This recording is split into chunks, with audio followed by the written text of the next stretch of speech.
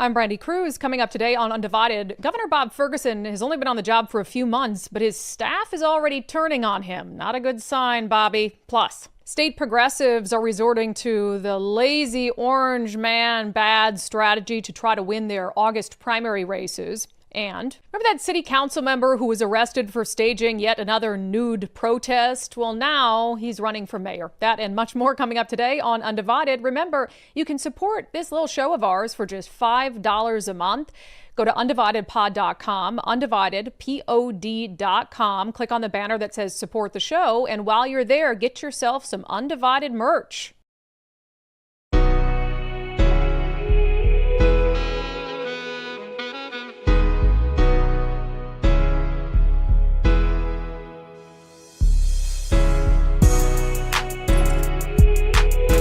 Hello, friends, and welcome to Undivided. Thank you for being here. Thank you so much for your commitment to giving common sense a comeback. I'm Brandi Kruse. Another bad day for Governor Bob Ferguson, which is, of course, a great day for us. He's had a lot of bad days lately. This one is fascinating to me, though.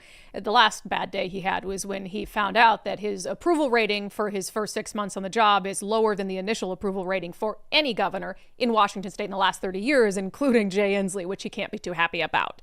This one, though, has got to feel personal for him. He's got to feel it right here in the heart, or he's pulling knives out of his back today. But I think it's very telling. So I have to give you some background here because we actually didn't cover this initial controversy too much on the show.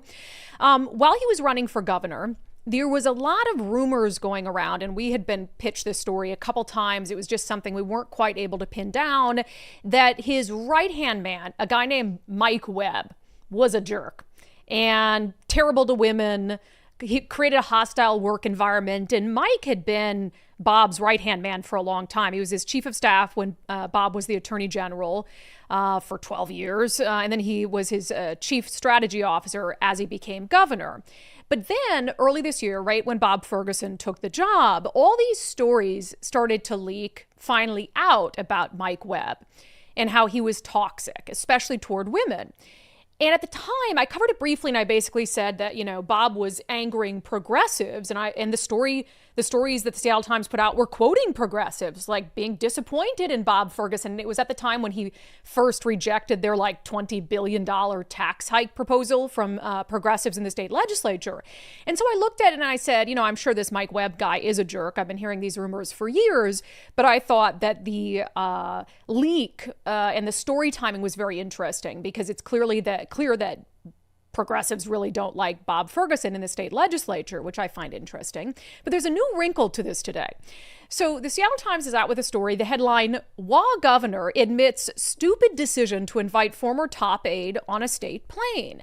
That former top aide, of course, is Mike Webb. And apparently recently, Governor Bob Ferguson, despite the fact Mike Webb resigned, by the way, he resigned over all of this. So he's not with the governor's office anymore, but the governor's office decided to invite him on a trip to Eastern Washington on the Washington State Patrol plane that flies the governor around. It says Governor Bob Ferguson apologized to his staff last week for inviting former top aide Mike Webb on a state plane for a trip to the Tri-Cities that included official business and a political fundraiser.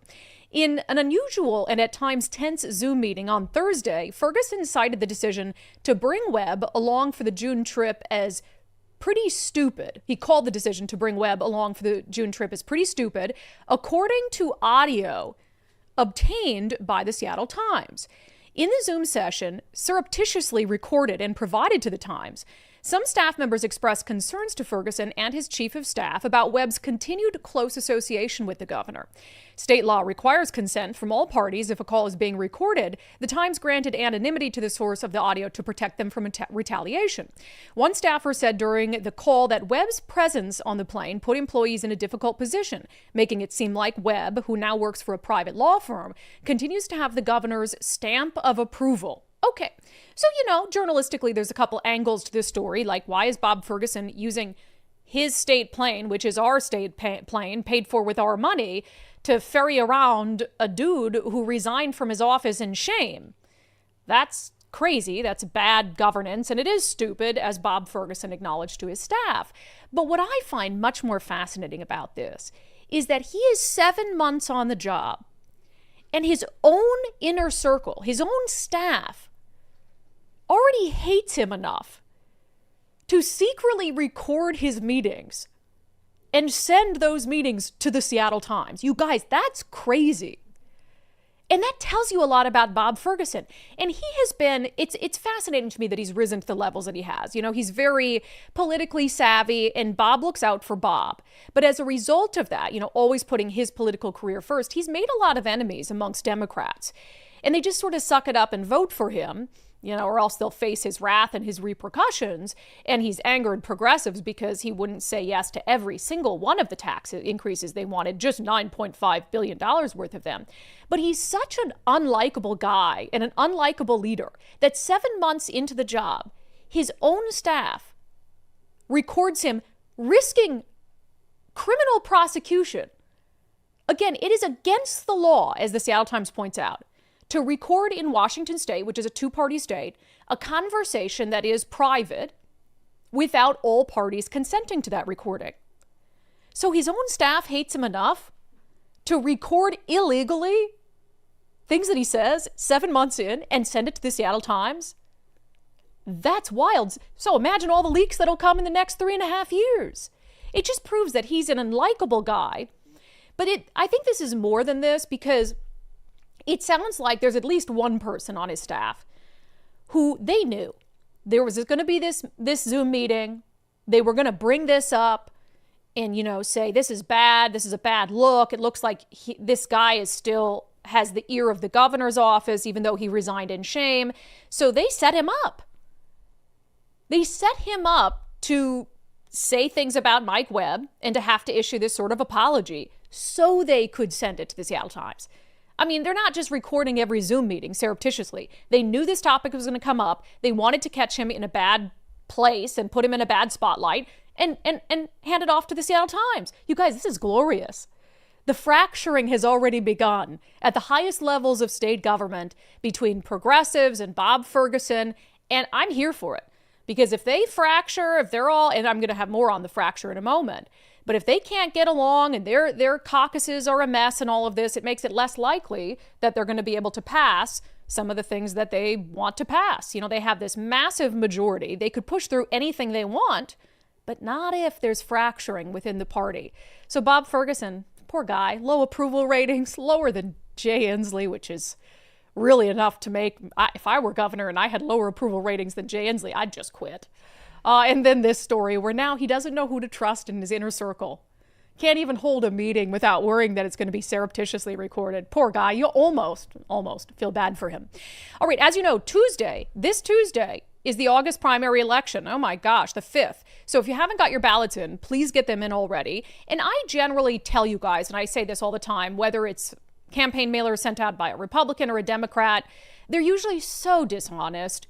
And they're filled with lies and gaslighting. And I always tell you, you just take those mailers and you throw them right in the trash and you do your own research on some of these candidates rather than believing what you hear in mailers.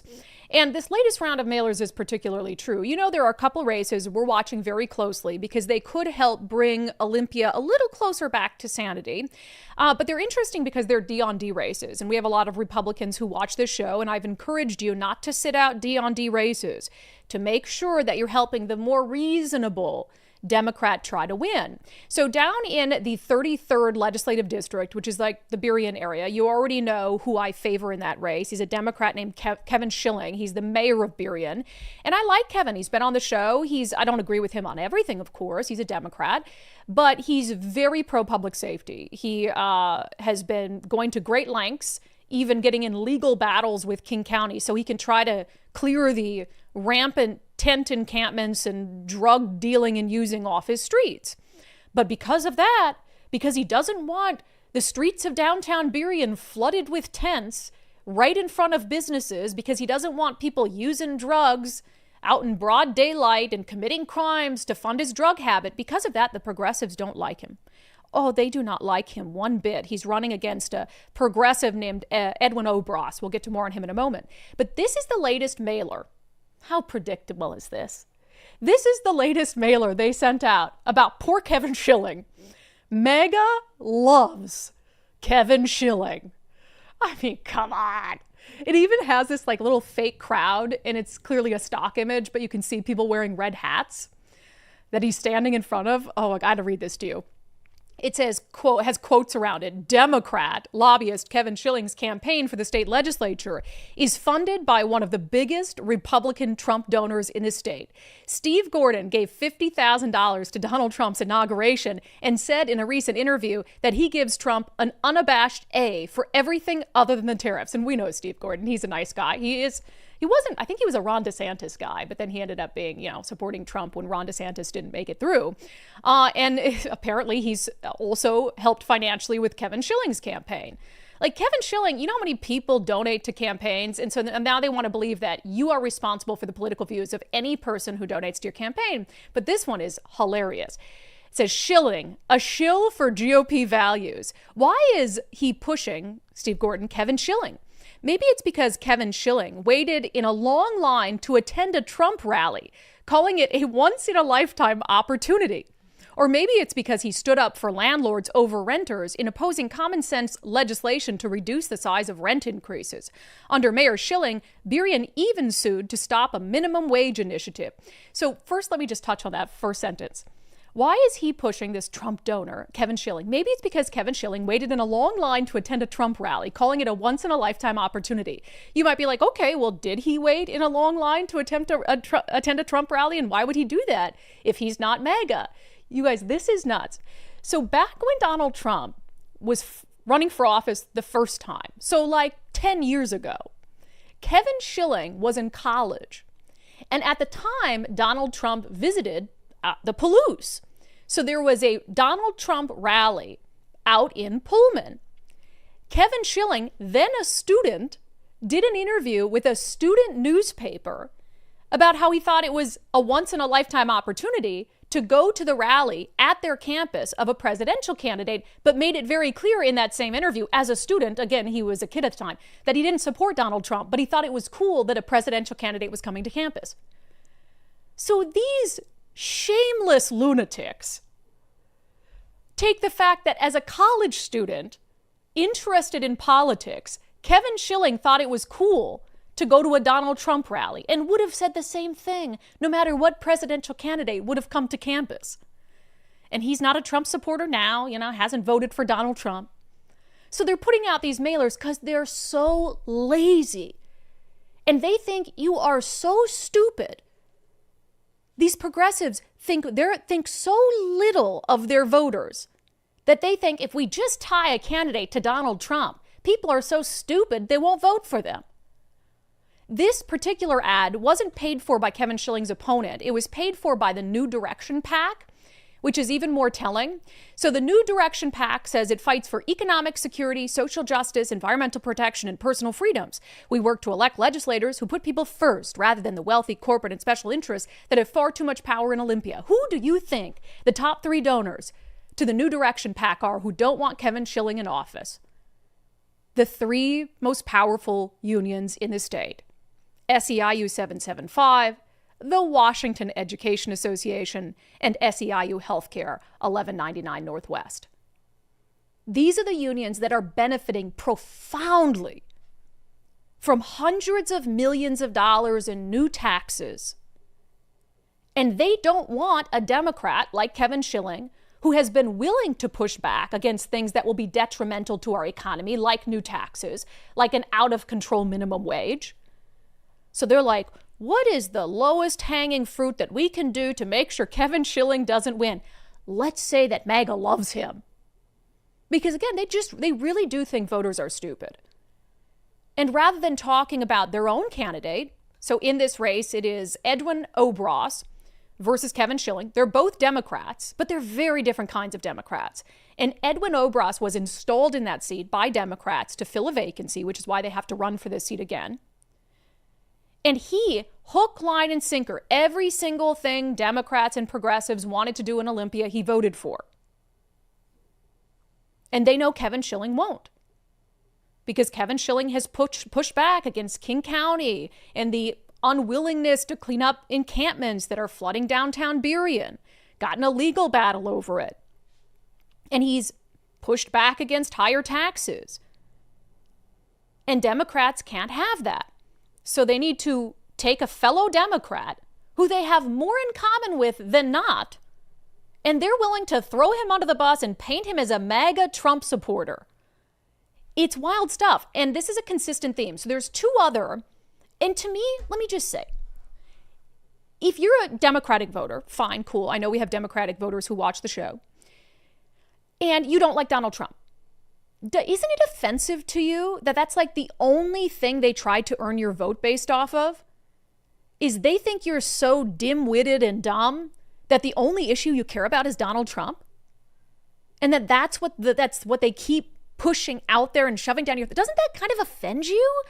I just feel like it would offend me if they were just low-hanging fruit, weren't talking about the serious issues the state was facing, and just thinking that I'm dumb and dim-witted enough to vote for someone based on how much they hate Donald Trump.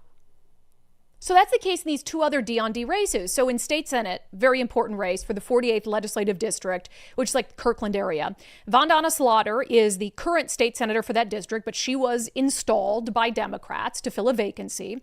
And running to challenge her is Amy Wallen. Amy Wallen is a Democrat. I don't agree with everything she does, but she certainly has been more business friendly, more interested in actually making public safety improvements. So I've said, if you're a Republican in that district, vote for Amy Wallen. The other one where this Trump obsession is happening is state Senate, the race for the 5th district, which, again, similar situation. Victoria Hunt was installed by Democrats to fill a vacancy that happened after Senator Bill Ramos passed away. She's being challenged by Republican Chad Magandons. I've already said, even if you're a moderate Democrat, we need to try to steal the supermajority away from Democrats so the disastrous policies aren't happening. So you got to vote for Chad in this race.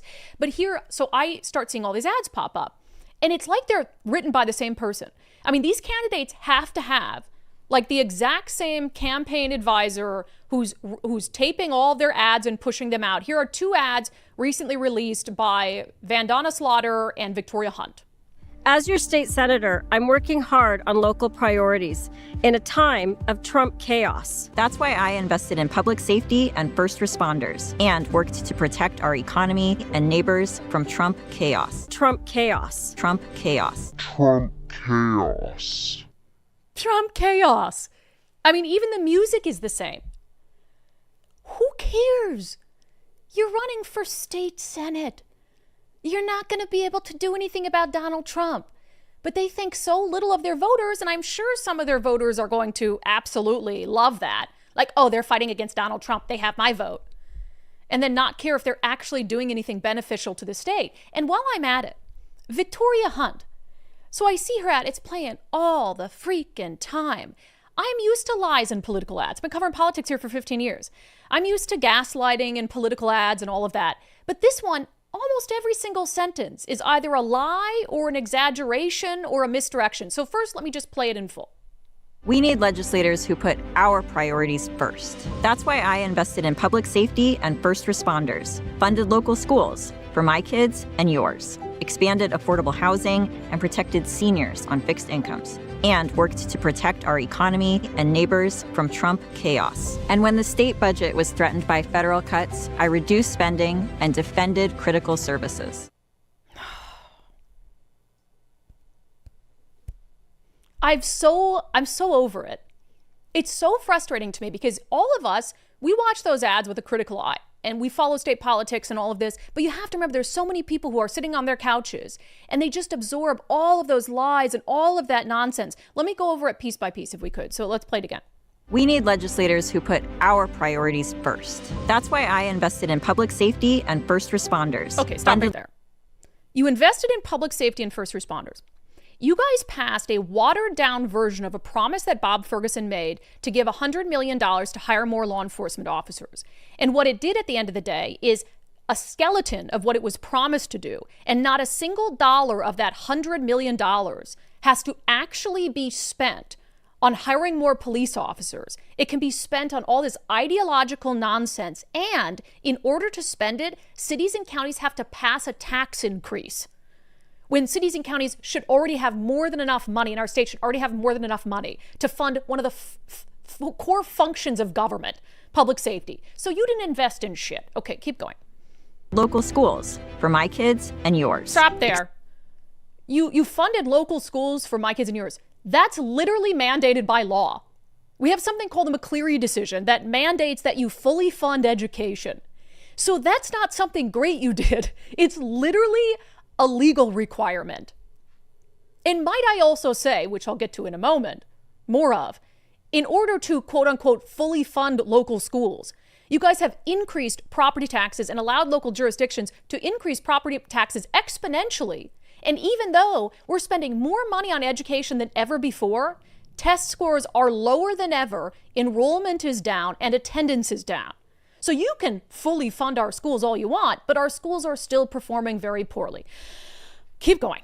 Expanded affordable housing and protected seniors on fixed incomes. Okay, stop right there. Expanded affordable housing and protect. No, you guys didn't. You've only been in the Senate. First of all, this was your first legislative session in the Senate. Was there a bunch of new affordable housing that was built in the last 6 months? You also passed rent control, which will dramatically decrease housing availability in the state of Washington. Not to mention, when you say you protected affordable amount for seniors, first of all, you guys gave local jurisdictions more taxing authority to increase property taxes. And you guys contemplated allowing essentially unlimited property tax increases. So that's just all a lie. Okay, keep going. And worked to protect our economy and neighbors from Trump's chaos. Stop right there. Work to protect our economy and neighbors from Trump chaos. So didn't even necessarily do it. You worked to do it. Was that successful or not? But at the same time, you guys passed $9.5 billion in taxes. Most of those directed at the business community. Explain to me how that's protecting our economy. We already have businesses leaving over it.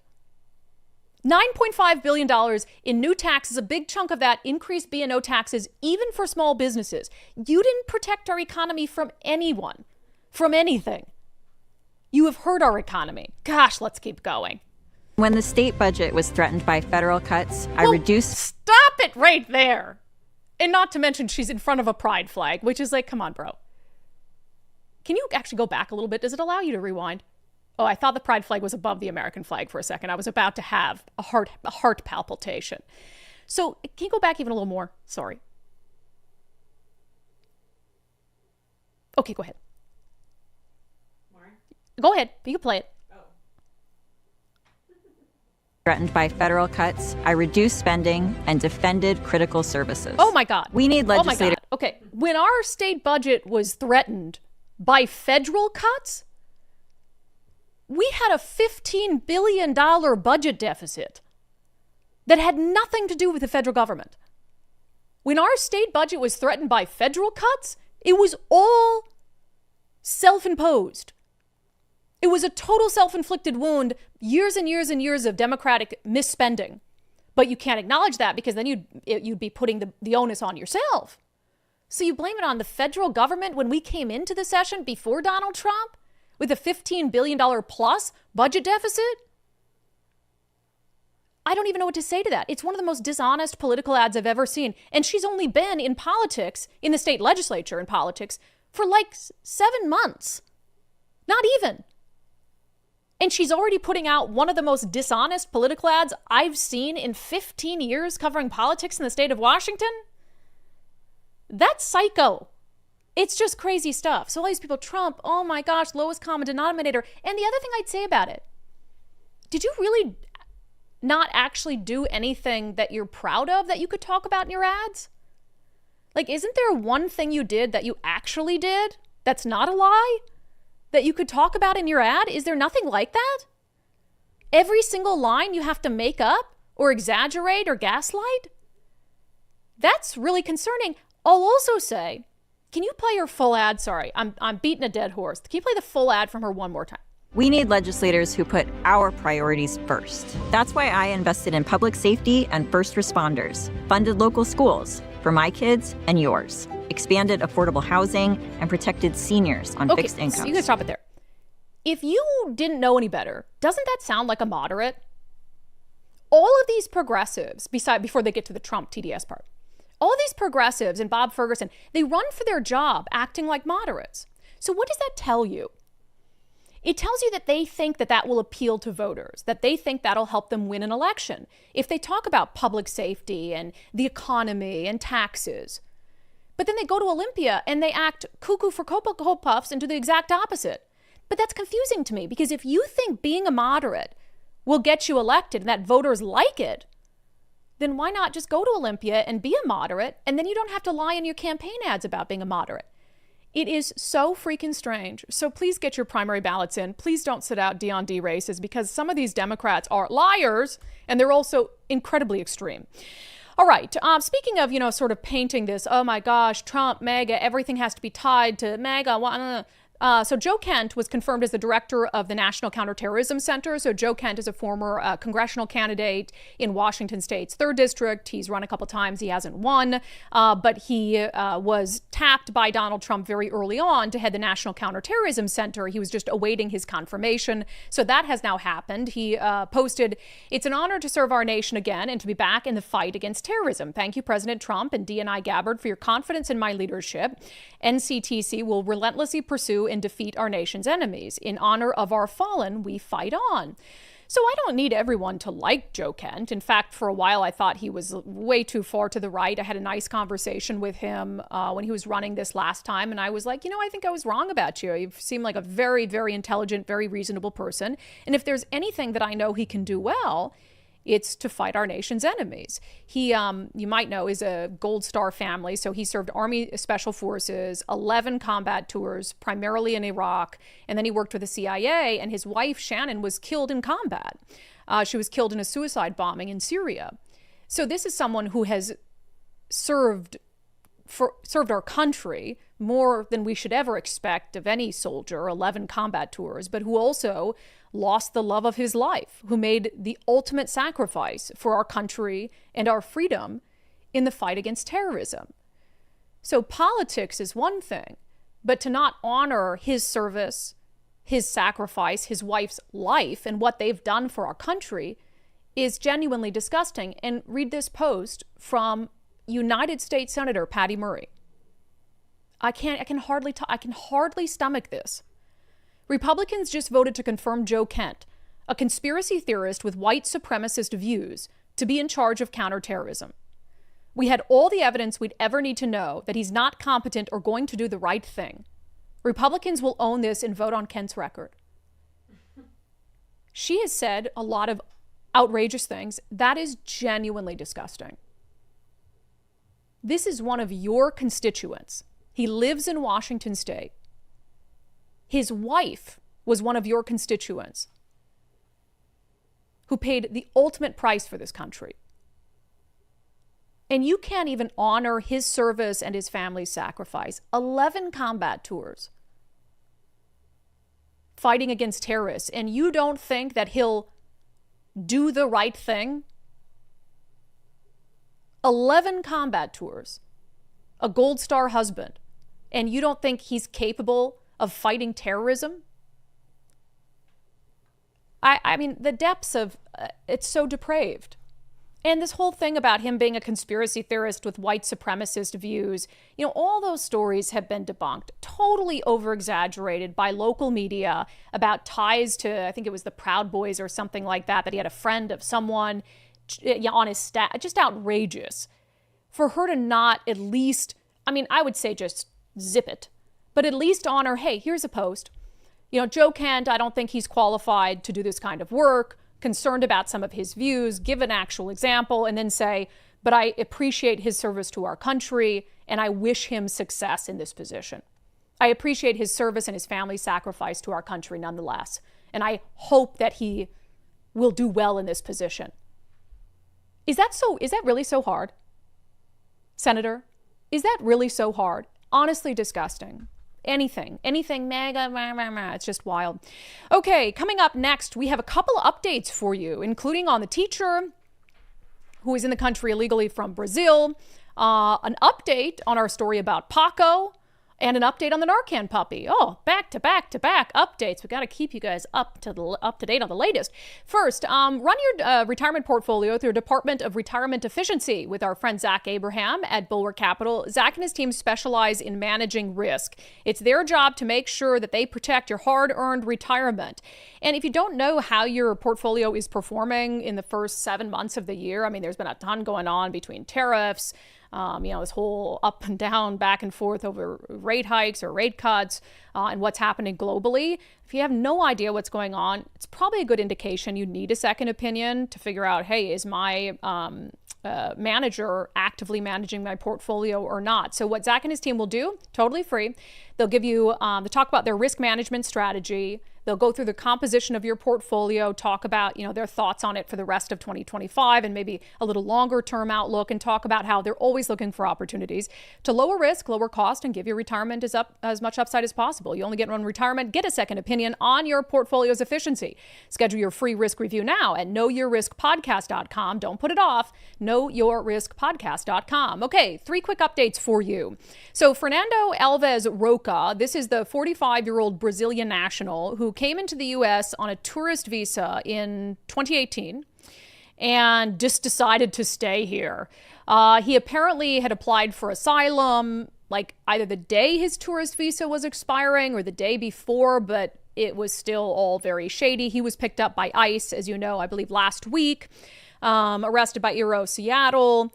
And he's wanted also in Brazil for theft, which is one of the things that factored into them going out to pick him up. It says he'll be detained by ICE pending removal proceedings. Well, as you know, this story, got spun a certain way in the media because he's a theater teacher. He runs their theater at a high school in Kirkland. So all the headlines, oh my gosh, Kirkland high school theater teacher detained by ICE. And then you kind of learn more of the background, that he just decided to come here from Brazil and stay and abused our asylum process. That's not how it's supposed to be used. You're not supposed to just come in for vacay, say, this place is nice, I think I'll stay here.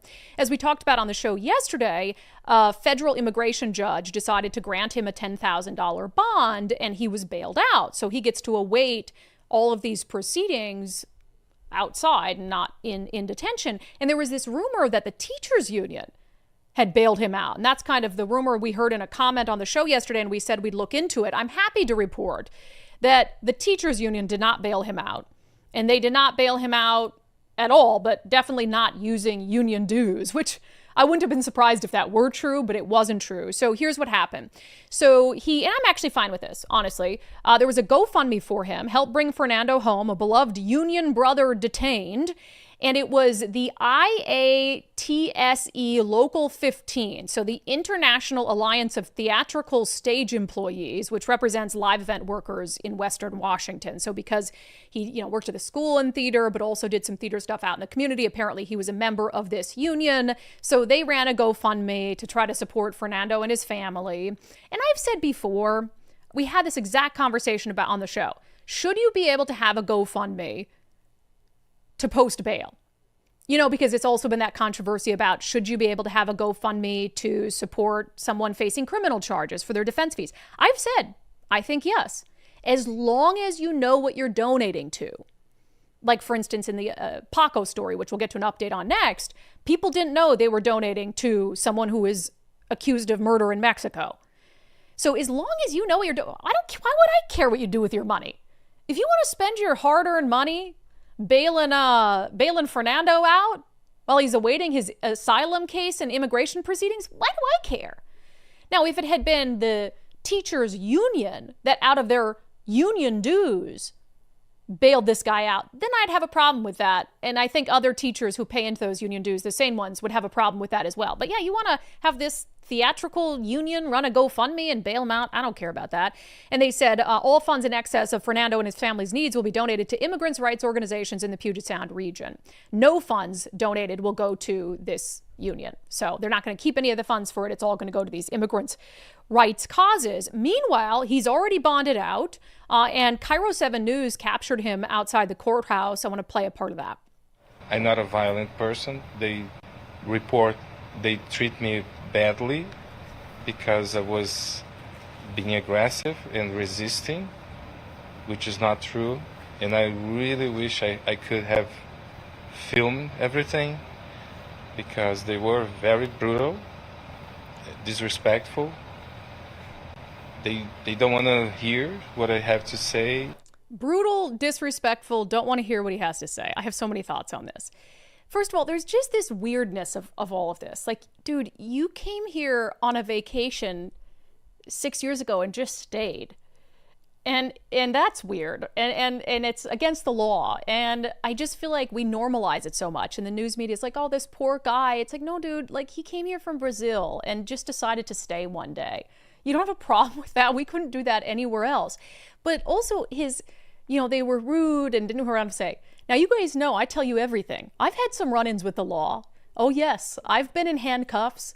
This one time in particular, I partied a lot in college, okay? And in high school. So this was actually high school. This one time in particular, I was at a underage drinking party. Real scandalous stuff.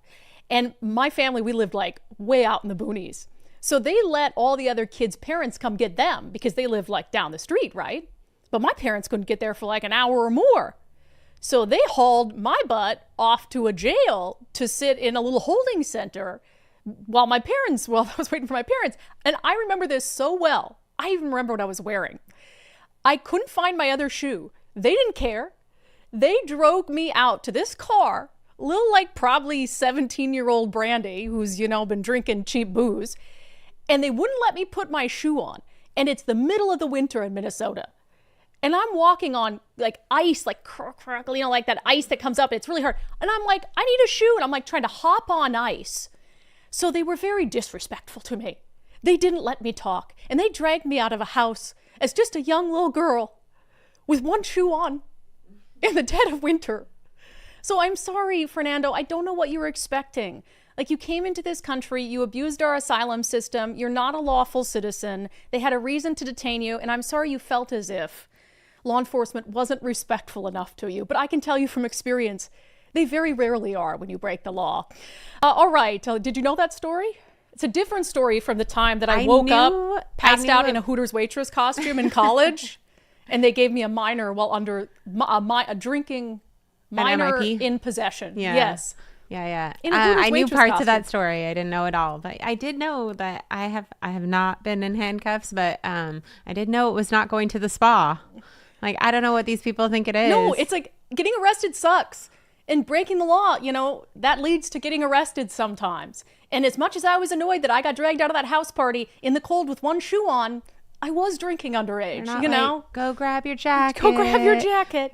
Bundle up. It's going to be chilly. Can we help her find her shoe? Can we help her find her shoe? Oh, it's just good stuff. All right, let's keep going because this is just fun.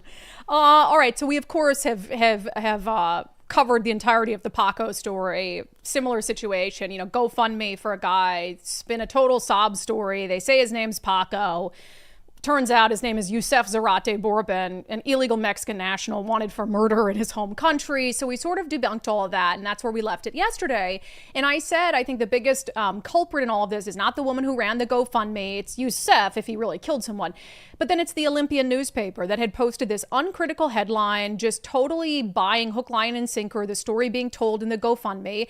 And I was annoyed yesterday that they have not taken it down, corrected it. Despite knowing since Monday that there was a very clear multiple reasons to be suspicious of the story. So this reporter, who's apparently on vacation, has had time to post on X about hearing everyone's feedback about the story, but apparently not to correct it or take it down. Well, they have added one thing to the story as of this morning. This editor's note: the Olympian is further investigating this story and donation solicitation after the fundraiser was removed from the GoFundMe site. Oh, that's why you're further investigating it? Didn't feel the need to, investigate it at all before publishing it? But now, since the GoFundMe was taken down, you're going to investigate it? Why do you think the GoFundMe was taken down? It's because we did your job for you. And we got the GoFundMe taken down because the story's not true. But of course, they'll never credit our actual journalism with, raising some questions about the Paco story. He just noticed on vacation, oh, hey, that GoFundMe's been taken down. We should really look into this.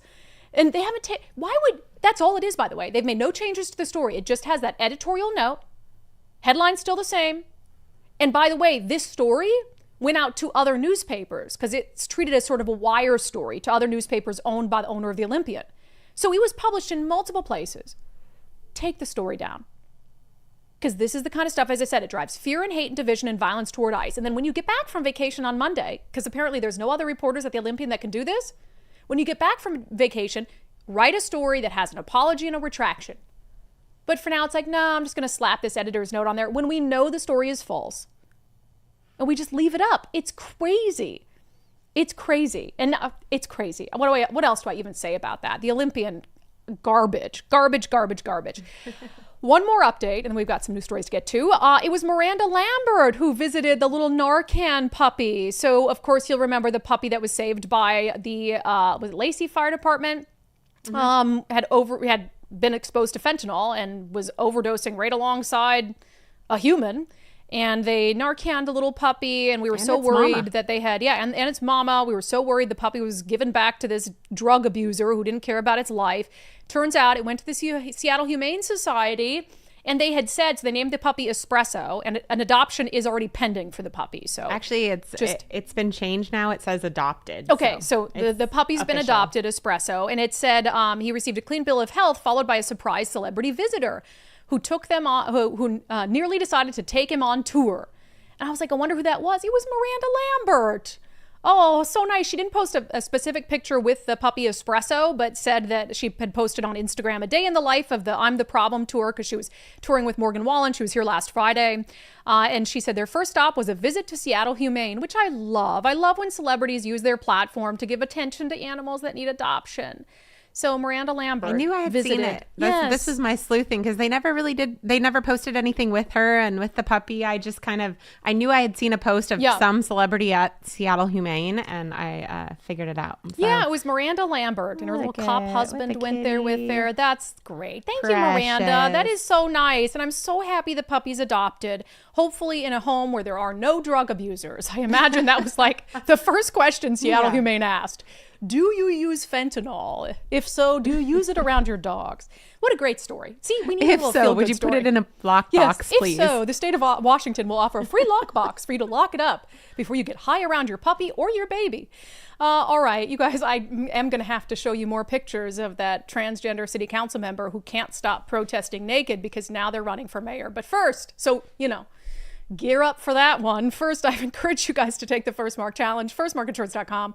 firstmarkinsurance.com. Why? It's free, and you could save thousands of dollars. It sells itself, you guys, and it doesn't even sell itself because you never have to pay for it. So really, just do it. firstmarkinsurance.com, firstmarkinsurance.com. We get endless stories. I swear, we're going to get to the point where every undivided viewer or listener is a member of the First Mark family. And then First Mark's going to say, hey, we have every viewer and listener, so we don't really need you anymore. But I don't think they would do that. Let's see. Shannon just posted this in our comments today. She said, so I called First Mark a second time because my car insurance went up again. We haven't had claims for years waiting for a response. Love that. Yep. And I think that's the best time. And you could call First Mark anytime. But a good time is if you get that renewal notice and your insurance is going up. So many people are experiencing that. There's really no harm in scheduling some time with First Mark, having them take a look at it, take a look at your insurance needs. They go out, they do all the work for you for free, and they'll come back with their recommendations. And they might say, hey, we actually can't save you any money, and they'll turn away your business, which is a sign of an honest company. Or like so many undivided viewers and listeners, they'll come back and say, great news, we can save you thousands of dollars a year. Jacob says they saved him $600 in their home, $2,000 a year on his family's cars, which is crazy. And I'm thinking, how many cars do you have in your family, Jacob? Why were you paying so much for car insurance? But First Mark Insurance helped him out. Firstmarkinsurance.com, firstmarkinsurance.com. The very best part is they work for you. All right. City council member who is facing a recall effort in the town of Stevenson, Washington, because he absolutely insists on engaging in semi-nude protests is now mounting a bid for mayor. Let's talk about it in our segment, Unbelievable.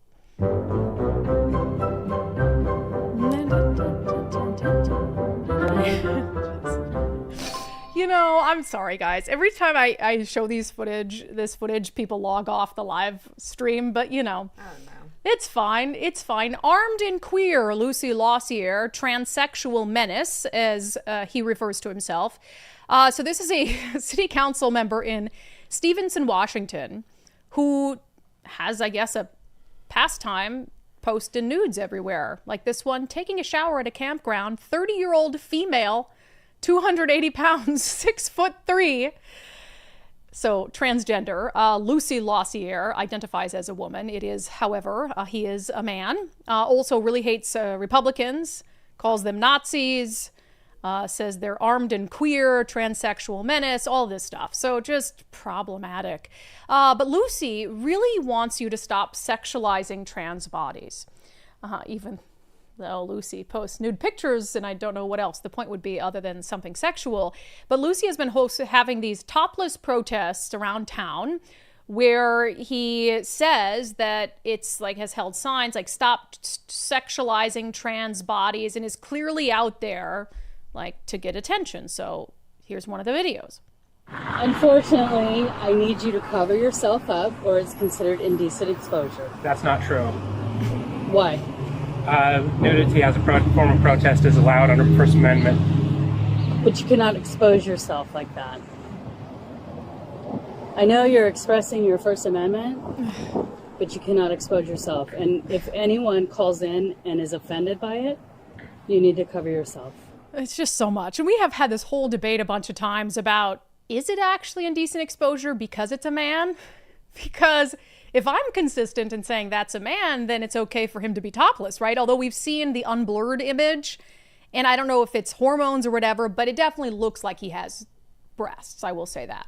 But if he says he's a woman, then he would have to acknowledge that being topless in public could be indecent exposure, so it's all weird. But Andy No, independent journalist who had initially broke the stories about Lucy Lossier, says, this sex-obsessed Transifa radical in Stevenson, Washington is now running to be the next mayor. The ACLU is representing Lucy to fight efforts by residents to recall him from the city council. He has been repeatedly arrested for indecent exposure in downtown. So there's already a recall effort over the nude protest. And now I guess Lucy wants more attention by running for mayor. And perhaps we're giving Lucy too much attention and should stop doing so. But I had to talk about this today because the damn news media, you guys, they did like an extended interview with this dude and painted it as the most sympathetic, oh my gosh, he's just protesting for trans rights.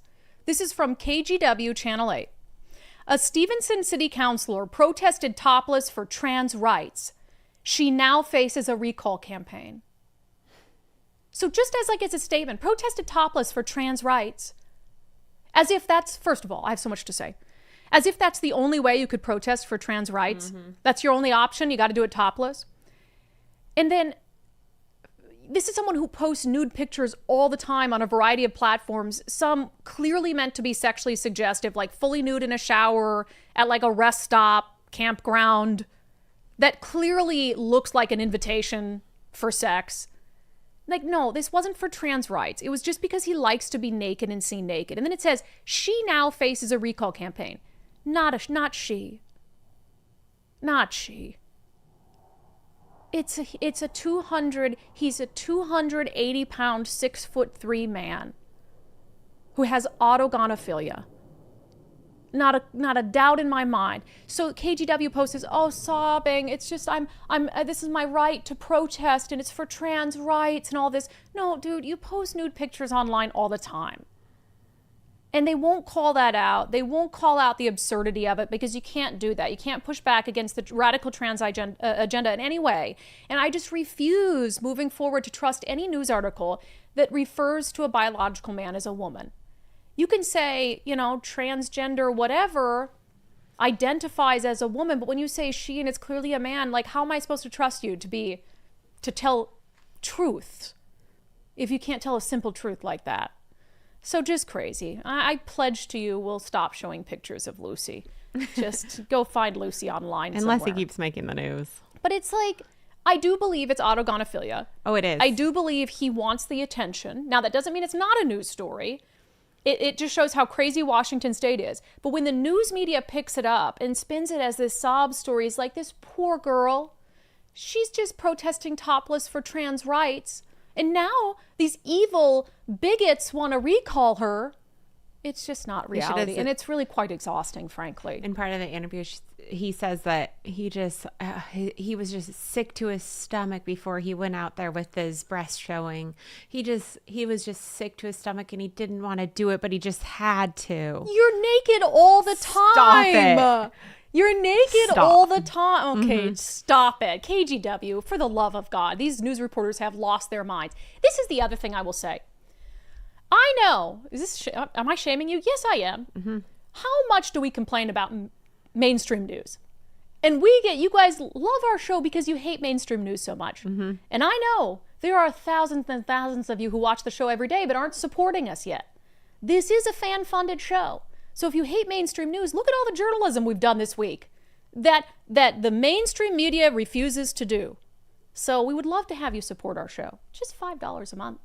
That's a screaming deal. That's a screaming deal.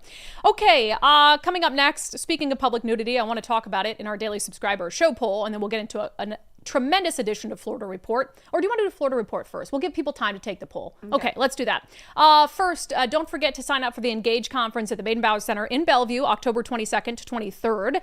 I'm going to be doing a panel there. I think it's called like Beyond the Soundbite, talking about the news media and how they cover housing issues very poorly and manufacture stories about rent control, etc. My friend Jonathan Cho is going to be joining me on that panel, so it should be a lively one for sure. He, of course, has covered homelessness a lot and what it's going to take to actually increase the housing supply. So Engage Conference is put on by our friends and sponsors at the Rental Housing Association of Washington. If you're a small to mid-sized landlord and you want to become a member of RHA, they will help you navigate this insane climate that we're in for housing providers. Go to rhawa.org, rhawa.org, sign up to become a member, and then sign up to attend the Engage Conference. I would absolutely love to see you there.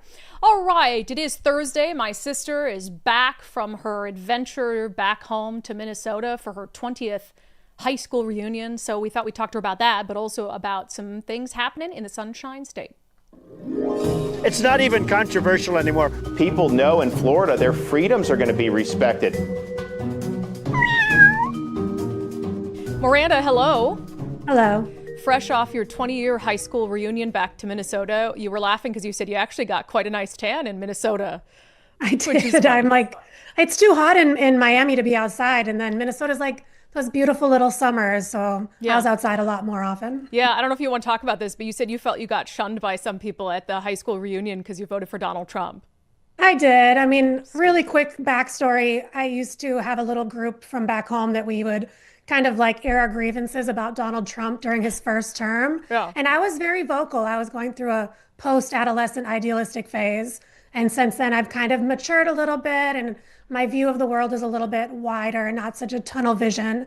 And when that started to become apparent to this group of people, they kicked me out of the little Facebook group. And then I saw a few of them back home and they didn't say anything to me, but they didn't say anything to me, not even hello. So crazy.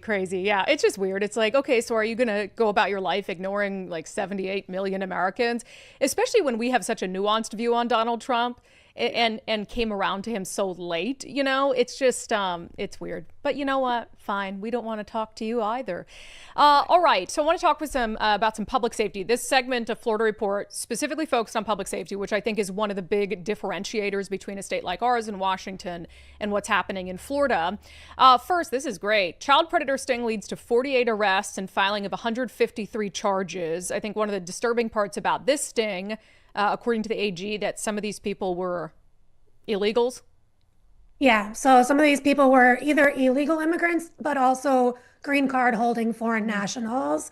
6 of this 48 people fell under those categories, from anywhere from Jamaica, El Salvador, all the way to India and Dubai are where these people are from. And it's reported that they came to America with the specific intent to exploit children.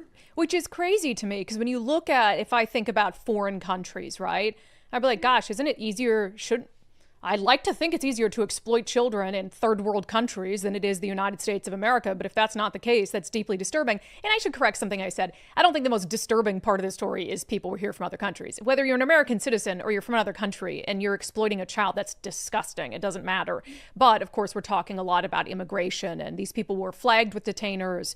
So it sounds like maybe they got a one-way ticket to, well, not a one-way. it would be a one-way ticket to Alligator Alcatraz and then a one-way ticket back to their home country, hopefully after they serve prison time.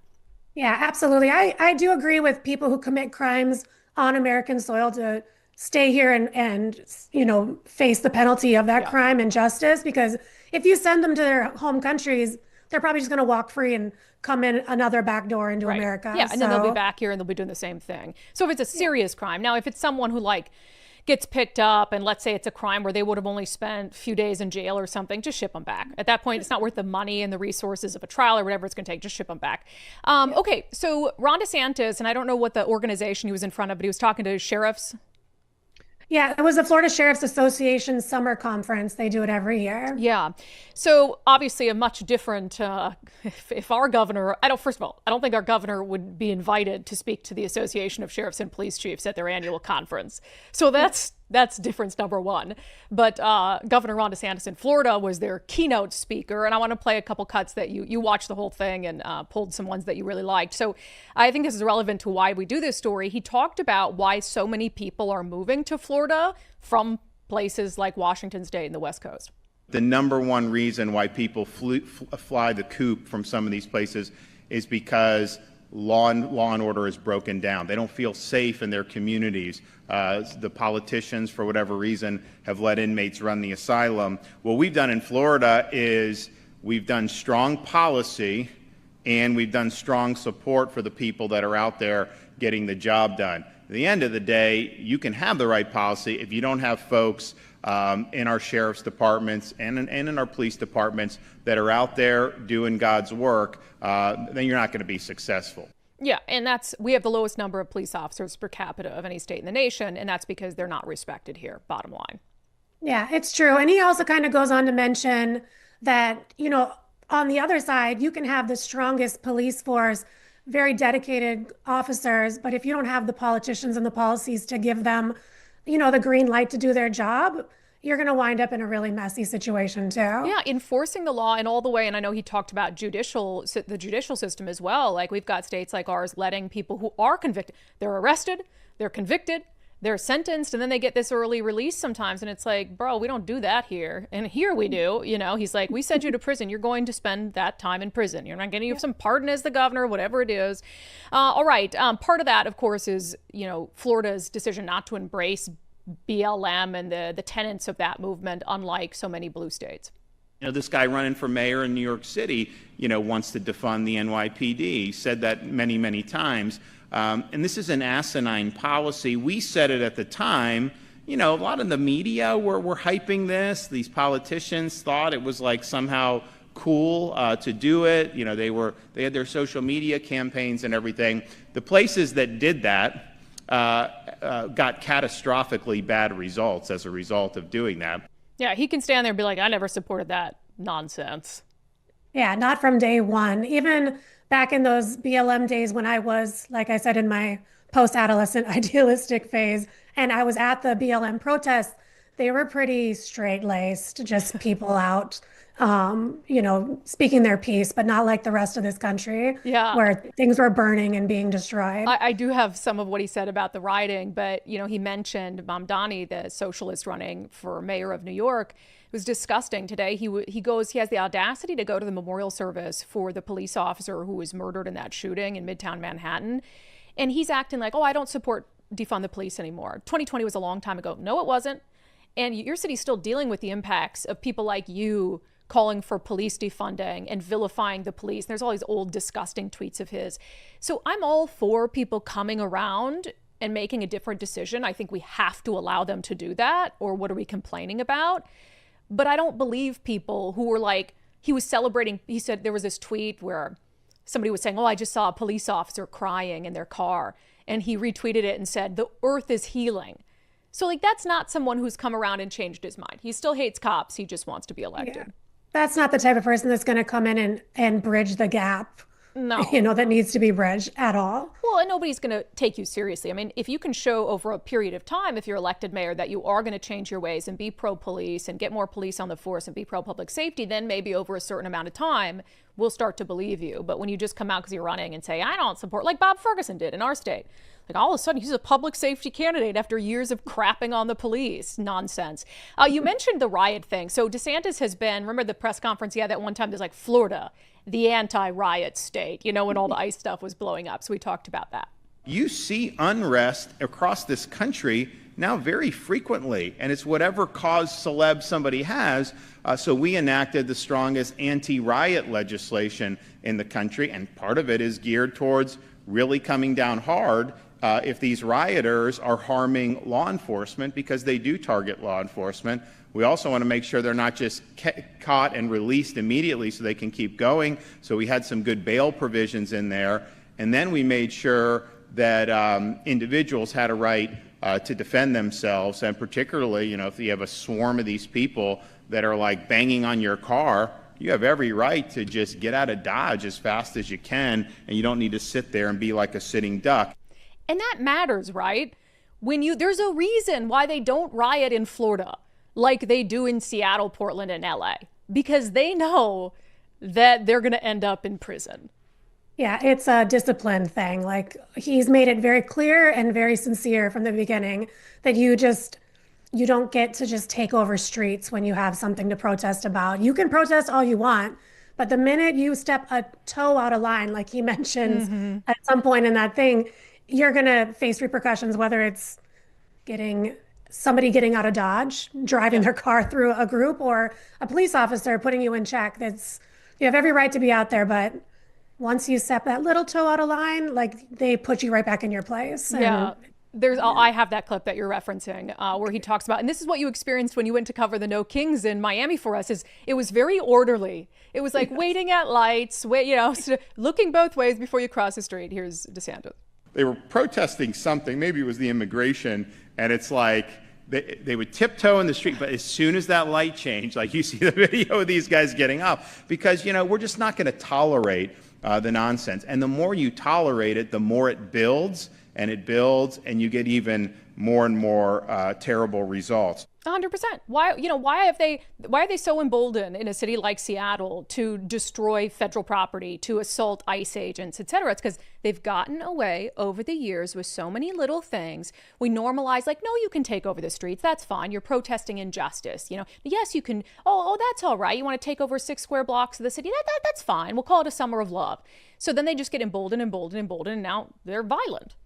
Yeah, of course. And we had talked about it at the No Kings protest. It was like a whole stream of people broken up by red lights. So they're like, they were like waiting for traffic, waiting for the countdown, and then they'd run across. And it was just so funny to watch from a distance, because I know that doesn't happen in a lot of other states, not just in Washington, but all over the country. I think people get a little, they get a little excessive when they protest, but not down here. No, I love that. And it's really, honestly, just too damn hot in Miami to spend an awful lot of time protesting and getting buck wild. I'm not trying to be out there being sweaty, really, for any cause.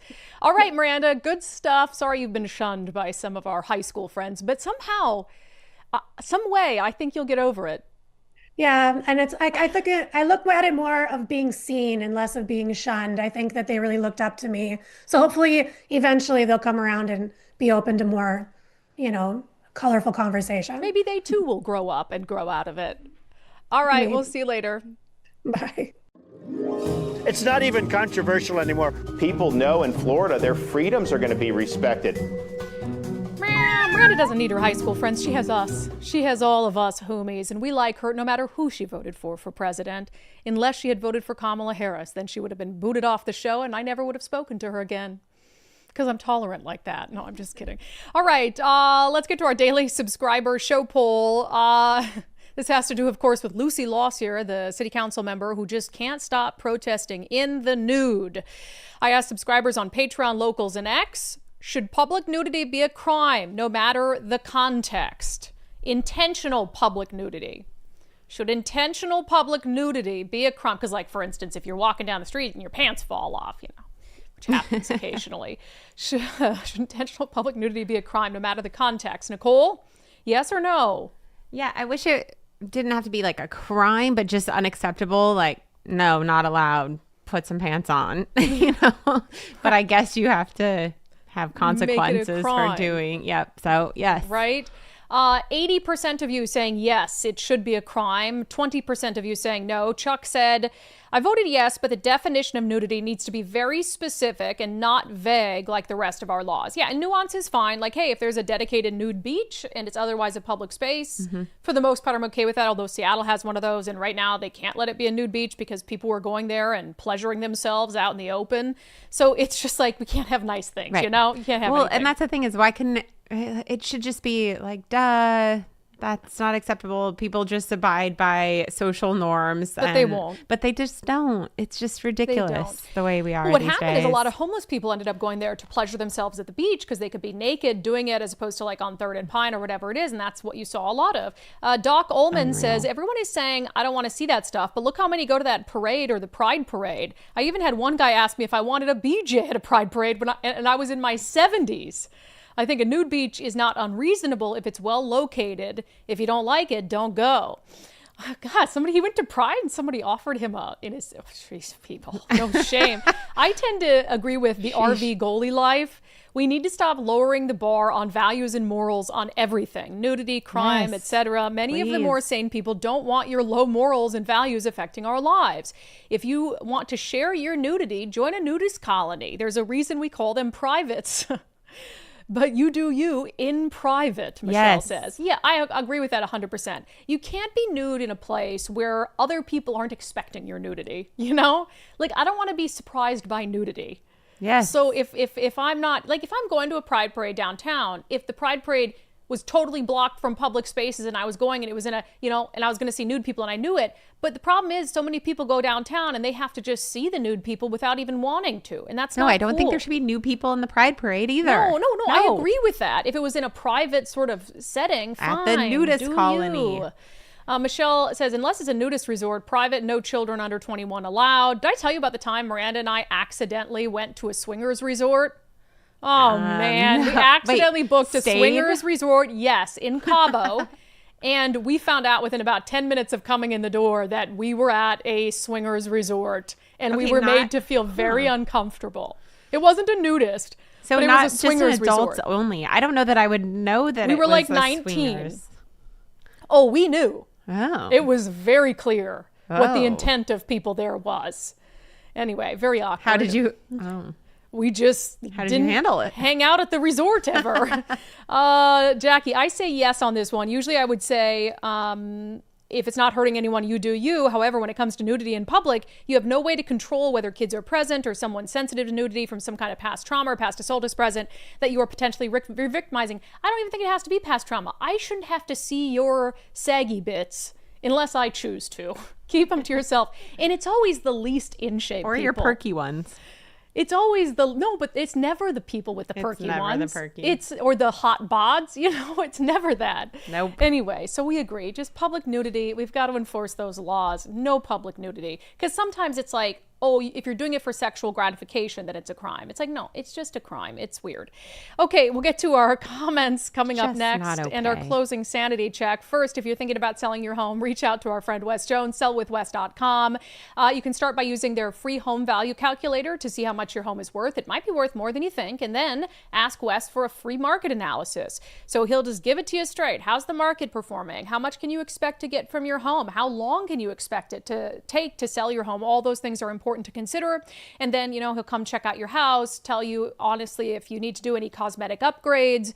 And then he can even manage those projects, which I think is a really cool service he offers because you're talking about taking all the stress out of the home selling process. He's going to manage those projects, make sure it gets done right. And then you don't even have to pay for it until closing. So that if you're concerned like, you know, I need to make some upgrades to my kitchen, but I don't got 10 grand to come out of pocket, don't worry about it. Wes Jones has got your back. Sellwithwes.com, sellwithwes.com. It really just is, honestly, a better way to sell your home.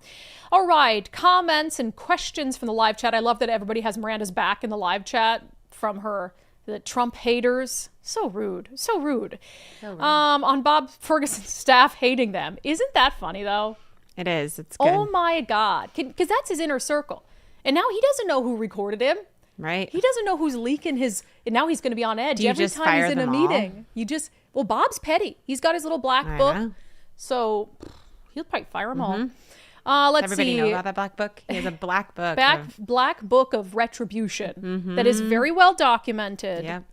All right. MBB635. Bob Ferguson is the biggest example of failing upward. I couldn't agree more. And we're so obsessed with putting these career politicians in office as if it's just strange. Yeah. On the moderate Democrat being called a friend of MAGA. Old Sub Sailor, $10 super chat. The socialist communist Dems can't overcome their TDS-driven arrogance. They can never admit they are our equals. They truly believe they're always the smartest person in the room and superior. Yeah, they definitely that. Oh no, they're above us. They're above us. Right. Night Owl, there are Washington state moderate Democrats, and we need more moderate Democrats identified ASAP. Yeah, I mean, I've told you a few to vote for, and they're very few, to be frank. Because in my mind, even some of them haven't come around on the radical gender ideology issue. And I just don't think you can be called a moderate if you still believe in child gender mutilation. And so moderate in the sense of Washington Democrats, but not moderate in the sense of any other spectrum of politics. Speaking out against it, at least. Right. Or boys and girls sports. That's such an easy one. Try to stay out of it. No, why do you have look to so speak small out today? I don't know. I know you look really bright. Maybe I'm I don't know. Shrunk. I did something. Okay, let's see. Jethro McButterpants. Their voters have proven time and again to be subject to TDS. So why would they move away from what works? Yeah, that's true. On the union organizing the GoFundMe for the teachers' bond, SAAUCE says, for Brandi's other shoe and the hurt feelings. Oh, nice. I don't think I ever did get that shoe back, by the way. Oh. Let's see here. Naked trans dude now running for mayor. Wow, whoever this SAAUCE person is, dropping all these super chats in. To start a GoFundMe for all the live folks that had to see that person naked again. Oh. We did blur it out. By the way, I have to institute a new policy that I can only read one super chat from each person because we've got to get other people's comments in. It's so if $20. Well, I know, but I've got to get comments in from a bunch of people. $2. Yes. Two Ladies Midwest Adventure. Brandi, the left loves making a disruption always. Yes, that's very true. Hello, Watermelon. Need bigger black boxes. Oh, around the trans dude. Maybe I'm showing too much still. We'll see whether YouTube takes them down. Let's see. Cynthia. Wind Brandi up, let her roll, and sit back and enjoy the show. Go, Brandi. Woot woot. Was I particularly wound up today? I think you were having fun with the Ferguson story. Oh, I'm always having fun. That's a good one. I'm always having a good Anytime time. we can start the show with a Bob story. That's a fun day. Denise, $5 for Nicole's gas fund so she can zip around town. Thank you. You're pretty good at spotting the gas deals, though. I have to say. There's an app for that, of course, but I've figured it out. I know where all the cheap gas is. What's the app where you can find cheap gas? Gas Buddy. Michelle and Miranda Lambert. She's a known supporter of pet adoption and rescue too. Yeah, that's so nice. It's just a good way to be able to use your platform and stuff. Let me see. I'm just looking for some others because we were a little short today. Patrick, why do you say Bob is so smart? I find him quite the idiot. No, he's smart politically. I think he's socially politically savvy. Politically, I don't even know about that, but he's book smart. I would say he's book smart, maybe. He's definitely book smart. But he knows how to pull strings. I mean, he's got to where he is, right? He's worked his way up. Oh, 100%. Very strategically. Yeah. E says, no surprise they're turning on him. He's vicious and a psychopath, especially behind the scenes. I wouldn't be surprised if he was with Epstein. Oh, God. Okay. And then a few of you were saying there was an issue with watching the show on Patreon today. I'll look into it. It doesn't seem like it's something we usually encounter. So maybe it was a user error. And by user, I mean me. So let me know if it happens again tomorrow. All right. Good comments per the usual. Nicole, thank you. And with that, we'll get to our closing sanity check. So, of course, the White House was threatening to defund all of these universities and has been making deals with them so they can get their federal funding back. One of those deals is with Brown University. They struck a deal with the Trump administration to restore about $500 million in funding in exchange for a few concessions. And with Brown University, some of those concessions had to do with radical gender ideology. So, for instance, Brown University has now officially adopted the Trump administration's definitions of male and female, and they agreed that in their medical centers, they will not perform gender-affirming surgeries on minors. So none of the gender surgeries on minors. They agreed to that, which is a huge win. They can get their money back. Caroline Leavitt, the White House press secretary, was asked whether the Trump administration is going to try to get a similar agreement from other universities in exchange for returning federal funds. Will eliminating these types of procedures be a priority for the Trump administration in negotiations with other universities? I can tell you that ending the chemical castration of children in our country is a priority of this administration. We've talked to many of these universities about it, but the president has also taken very strong action to cut off the funding for any medical institution in this country that provides those barbaric procedures. I love that, and I think that's a handy tool. So bring it to the universities in Washington state. If they're not going to end the gender mutilation of children on their own because it's the right thing to do, then take their money away unless they do it. That has been our closing sanity check. That has been today's episode of Undivided and this week's episodes, which I think were particularly good this week. Excellent episodes. Great job, Nicole. Great job, team. Great job, homies. We have first, don't play the show close yet. I sat down for our Sunday interview with a former Antifa member who used to think I was the enemy. And now he loves the show. It's a great interview. You're not going to want to miss it. And he's got green hair still, but that's okay. We accept him with open arms. So we'll have that interview coming up on Sundays with subscribers. If you have not become a subscriber already, please do so.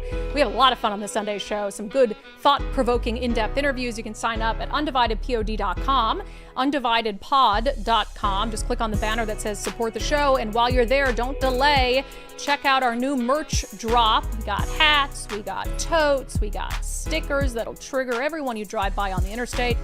Undividedpod.com. Subscribers, we will see you Sunday. The rest of you, we will see you Monday at noon.